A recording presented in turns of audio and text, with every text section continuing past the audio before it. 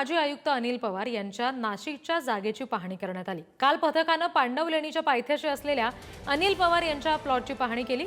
ईडीनं कागदोपत्री केलेली ही अनिल पवार यांच्या नाशिकच्या प्लॉटची जप्ती समोर येते। पाथर्डी परिसरामध्ये पांडवलेणीच्या निसर्गरम्य ठिकाणी अनिल पवार यांचा 444 स्क्वेअर मीटर प्लॉट आहे। अनिल पवार यांनी कायद्याची पळवाट शोधत हा प्लॉट आपल्या नावे केला।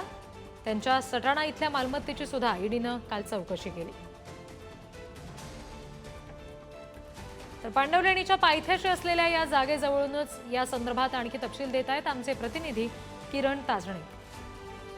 वसई विरारचे माजी आयुक्त अनिल कुमार पवार यांच्यावर कालपासून ईडीचं धाडसत्र सुरू झालेले आहे। त्यांच्या राज्यातील विविध भागांमध्ये असलेल्या ज्या मालमत्ता आहेत त्या ठिकाणी ईडीकडनं चौकशी केली जाते। एकूणच जर बघितलं तर मुंबई असेल, पुणे असेल आणि त्यानंतर नाशिक असेल अशा विविध ठिकाणी ही छापेमारी करण्यात आलेली आहे। नाशिक शहरातील असलेला जो पाथर्डी फाटा परिसर आहे त्याच्या अगदी जवळच्या बाजूला असलेली पांडवलेणी हा जो संपूर्ण डोंगर परिसर आहे याच बाजूला अगदी निसर्गरम्य वातावरणामध्ये 244 सर्वे क्रमांक जो आहे त्यातील 39 क्रमांकाचा जो प्लॉट आहे तो या ठिकाणी अनिल पवार यांच्या नावे आहेत। खरं तर एकूणच जर बघितलं तर हा संपूर्ण जो परिसर आहे याच ठिकाणी ईडीचे अधिकारी कालच्या दिवशी आलेले होते। त्यांनी या सगळ्या संपूर्ण भागाची पाहणी देखील केलेली आहे। महत्त्वाची बाब म्हणजे या सगळ्या दरम्यान अनिल पवार यांनी एक क्लुप्ती लढवलेली होती।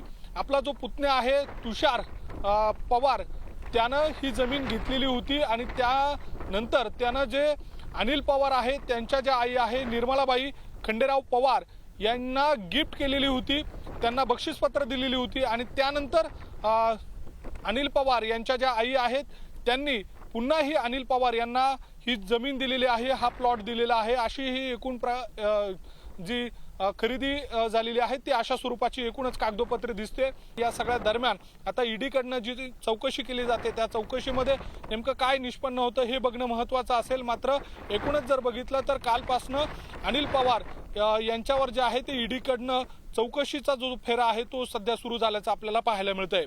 व्हिडिओ जर्नलिस्ट जय साबळेसह मी किरण ताजणे, पुढारी न्यूज, नाशिक।